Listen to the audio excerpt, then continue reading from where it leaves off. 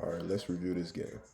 And this game right here is like the example as to why when you're playing a closed Sicilian, do not try to open the lines for black. So the Sicilian is against D4. You play C5.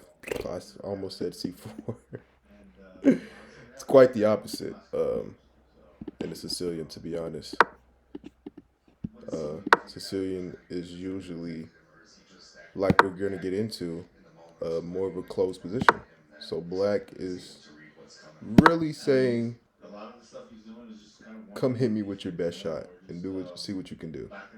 And this guy, he gives his best shot, absolutely, but just so happened to be checkmate. So, anyway, so traditionally you play the Sicilian with C5, uh, knight C6. If you want to play like a dragon, you'll feed kettle your bishop on G7 with the move G6 and bishop G7. And black here is usually not really to play the castle either way. You know, black here is just playing to really keep it closed until white tries to open it up, which you'll see eventually in this game. A few blunders open up my lines, and or just I believe he takes somewhere, and it just wasn't necessarily the most sound move for the position. So bishop G7, uh, just standard Sicilian, castle short. Uh, One thing about chess, uh, when you're playing against white, um, it's almost in a way better to know which way they're castling. Um, and honestly, if you ask me, when I was playing the game, I was actually kind of ecstatic that he castled short. The reason for that is because now I get to play moves like I think I play E6 here. Yes, I can play E6 into my knight E7 short castle, and it's going to stay closed. Um, he, for whatever reason, I don't know if he thought I was castling long. I don't know if he thought with E6 I was maybe going Queen D7, maybe into D5, Bishop D7, or even feeding kettle on this bishop, which probably would not be sound in this one. And then castling long, I don't know what he was thinking I was playing, but this move is not good unless black has castled long or you're just completely sure that's what's happening, which did not happen in the game. And then he plays Rook A3. Rook A3 is very weird because it's not the bozo opening, which you will see this. Um, you know, somebody actually, if you actually follow the chess world, a grandmaster got banned for cheating by playing this here. So the idea here is, let's say you play. Okay, is it gonna let me play? Yeah, you play this. Uh, Principal chess calls for black to just take in the center, play e5, and then you play rook a3. Pretty sure I've talked about this opening before. Uh, it's a very profound opening, and beyond that, it's very hard to actually play with. I mean, you're just down the rook for a bishop, and you move the rook. It'd be different if you didn't move this rook, but you moved it on move two and just said, take it. I don't want it. And obviously, you take with the knight. You don't want to double your pawns because then that'd make the opening completely worthless. All right, anywho, back to the game though. Plays rook a3. Um, and at this level especially, white will usually play these type of moves to really try to get you off balance and get you out of your prep. And at this point, I'm not really, I don't have any preparation. At this point, I looked at Rook A3 and I was like, okay, I'm just going to continue. So that's exactly what I did. I castled short, and now we're really in a game of chess. Um, but his king, well, honestly, at this point, this doesn't matter. But he has no loft, and I actually do have a loft if as long as I just play bishop either one of these ways. But the bishop actually stays here for a long time because, again, he wanted me to keep the position closed for pretty much the entire game, and I was completely fine. I mean, you play a Sicilian for a reason. So then this kind of tipped me off that he had no idea what he was doing because you play a4, rook a3. Then after I castle, might I add, he plays h4. Um, and the only reason you play these kinds of like full force pawn pushes with the flank pawns is purely for the purely for the fact that the opponent castled that way. So whichever flank pawn you're pushing, you're playing it because you're like, oh, opponent castled long. Okay, I'm gonna play a4. So we can start to build something here and hopefully weaken the king. That's the plan. But not only does this give me a loft without even me having to move this dark square bishop, which is I would I'll take that every time. Uh, if you know, you know. Um, but yeah, it's pretty free now because once you see h4, especially if you've same side castle, just play h5 and forget about it. And it's really nothing doing, because I mean this pawn is already defended too. So um, this is definitely probably one of the better examples of what makes the Sicilian so strong, and also how to just not play against the Sicilian. So he then he says I'm gonna commit the G pawn too with G3, which is fine, but there's again nothing to worry about. And he honestly just wasted a move, and I take advantage of that. I'm like, okay, I'm just gonna take in the center. Just taking the center. Um, the Sicilian really allows you to play like fully principled chess, uh, especially with black. Now, you know, you get a Sicilian with white. Some people do play a3 and some weird, crazy lines to try and get you off balance, which he kind of did here, but he started with more principled with, e4, nice e3. You start off principled and then you try to get exotic with it. It's not really sound at all for chess. But life goes on, so he plays b5. B5 is again not scary, unless you completely blunder.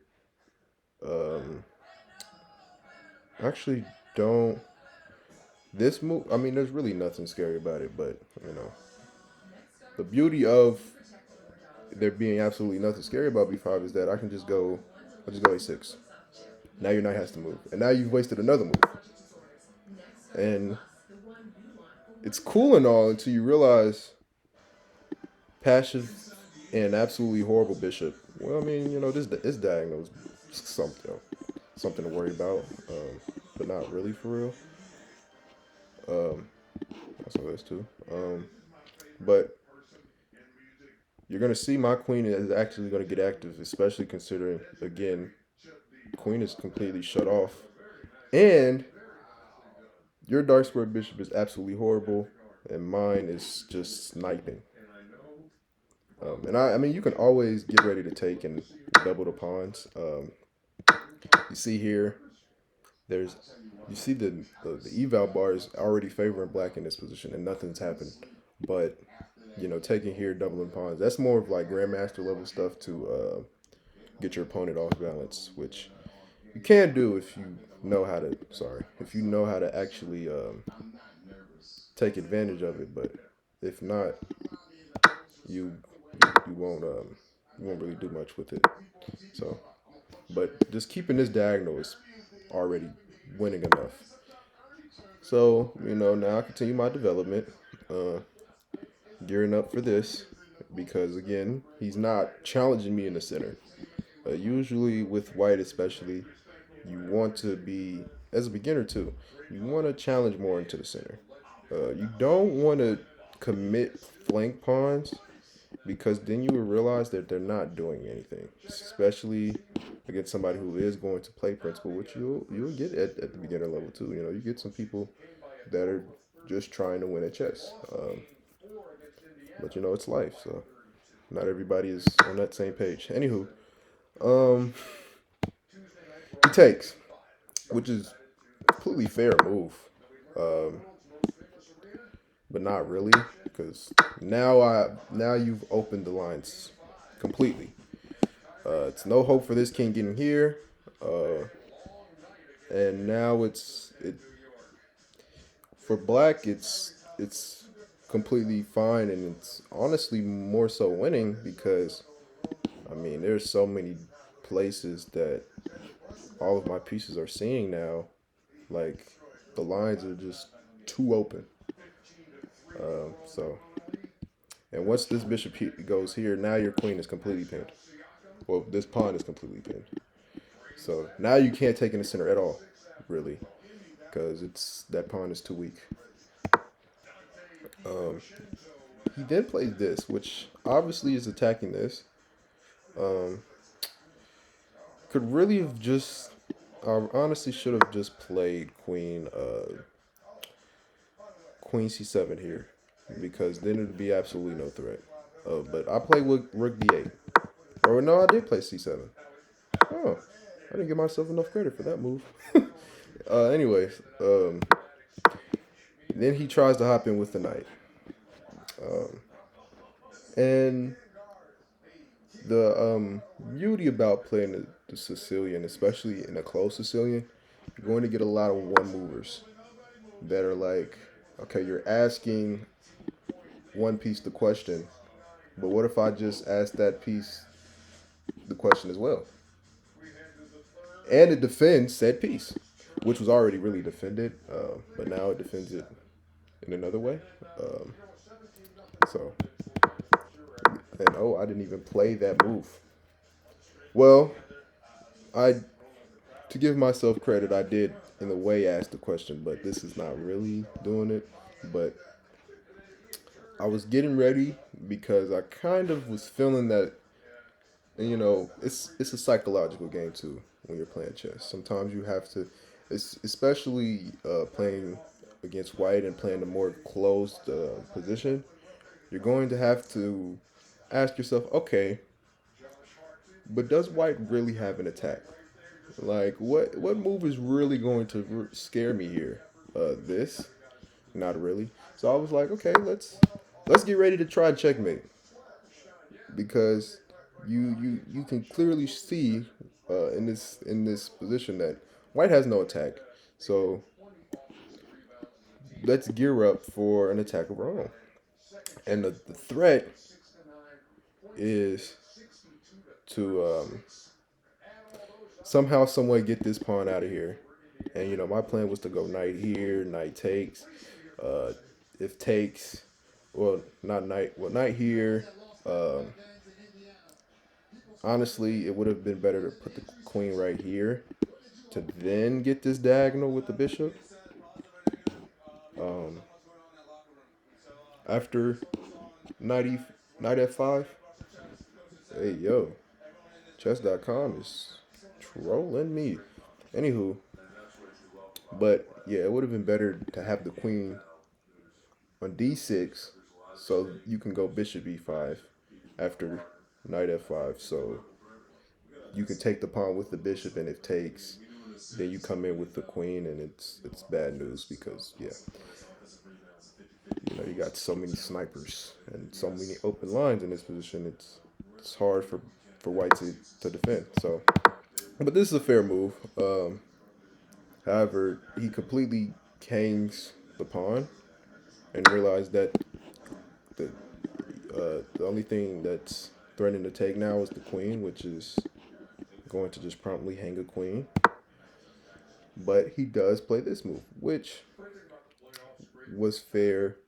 It kind of traps the queen, but not really, because then I'll just play it. Oh, I'll play it back too, um, which is probably a better move. Either way, uh, both of these pieces are hit by the queen, so both of these pieces are not. But they're both protected, so they're just under the pressure, and pressure is building, especially once knight goes here, which is not going to happen sadly because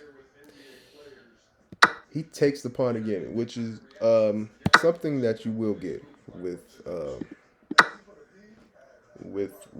white when they're playing against the closed Sicilian. You're gonna get a little frustrated, and they're gonna hang some pieces. Um, and when I say hang some pieces, I mean really hang some pieces because now a lot of stuff is under fire, and it's gonna get bad to him.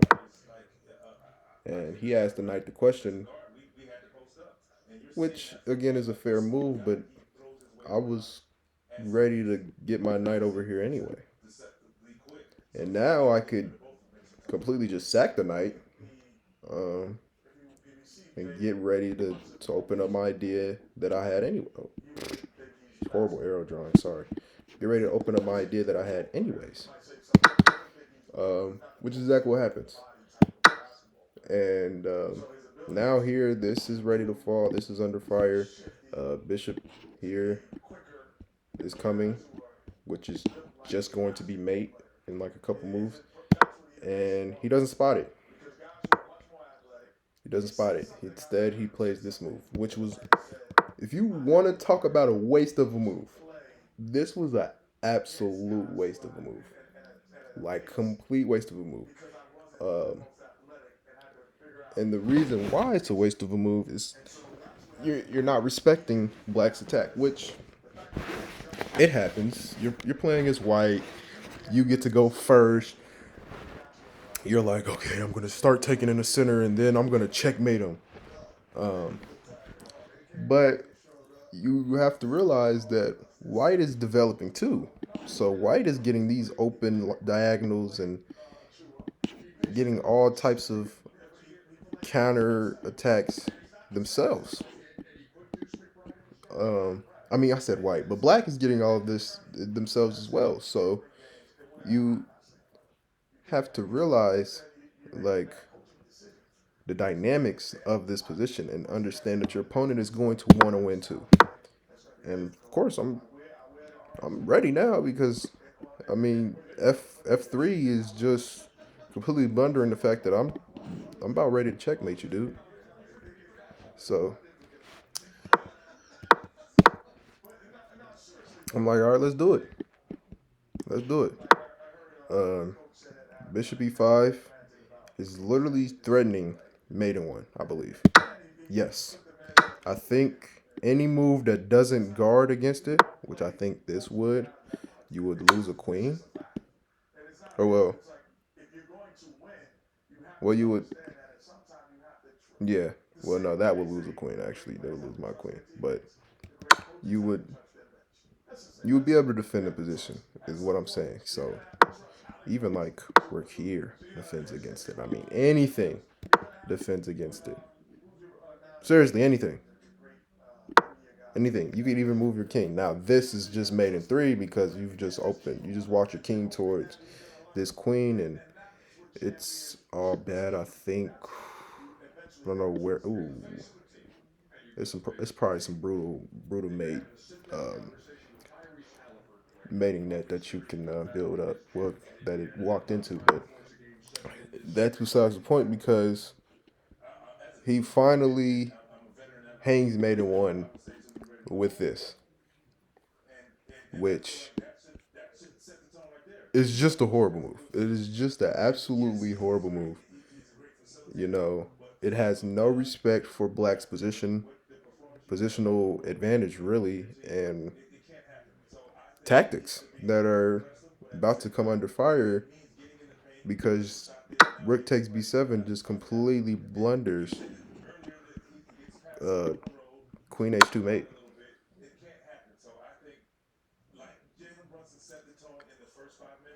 And it's mate because this bishop just defends the diagonal. And this is a common pattern you will see in the games. You will most certainly see a Queen H2 type of mate. You will. You will. You just will. As long as your bishop is on that same diagonal, which is a common idea. You can even do it with the light square bishop. You know, you can like have it here, and if the king is like, I mean, let's just say, well, that wouldn't work, but like hypothetically, like you know, king was right here, you play here, but like say the well, let's. Well, I'm not about to like drop the whole position. Well, why not? Right? Just ignore all these moves that are played. Though I'm trying to get it to make sense. So let's just like play. Um, let's even play bishop back to like kind of enhance this idea. Well, it wouldn't work, but a lot of caveats do have to come into play. But if it can work with the light squared bishop or the dark squared bishop, but it is a common idea to have your bishop on the same diagonal as your queen and get your queen into the position. And it's just this is really just how the closed Sicilian works. Usually you'll get some blunders. Like where was it at? I believe yes.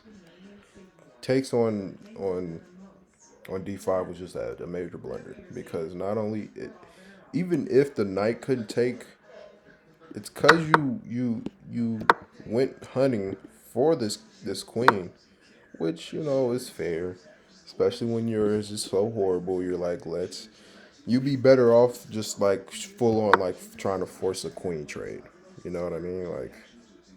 Like full on just I don't even know where you would like how exactly from this position you would be able to do it because white played this so horribly, but you could just full on like just say I want to trade queens. Maybe I don't catch your idea, and then you play like here and then whatever, and then I'm like okay, screw it. Right. Never really happened in the game unless you know you're forced. At least as a beginner, that's how you should play. You shouldn't trade queens unless you're forced. But you know it's life. We all make mistakes. Um, but yeah, this is just the close Sicilian, and you're you're gonna get blunders, especially with knights at the beginner level. You will get a lot of knight blunders, and that's just simply the fact that most don't know that after one knight move, usually the knight is going to see another piece or another square, uh, like I don't know, maybe he plays here and blunders this nasty fork, which I mean probably wouldn't happen. Well, no, he wouldn't have, because that, you know, I make mistakes too. It's life. But, you know, like the point being is these blunders will happen in your games. And you just have to search it out and you'll win eventually. Because you see here, you know, Connect 3 is cool, but this king is also very weak. given the position, given the open lines that again was created by white. White created these open lines. You know, um, by being so aggressive and taking in uncalled for positions, and it just completely just misses the ideas that black has. And this happens because you know the first movers always get that sense of confidence that is probably just not warranted. But hey, life goes on. Am I right? Get out of here.